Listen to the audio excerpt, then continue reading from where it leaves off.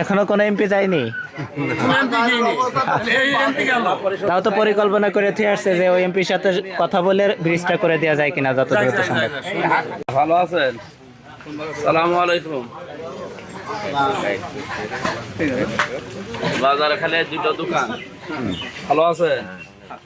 কাজের সময় তো এই জন্য লোকজন খুব কম আছে। কাজের সময়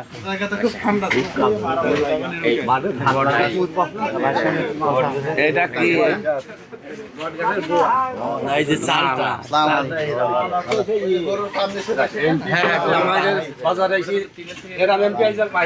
এমনি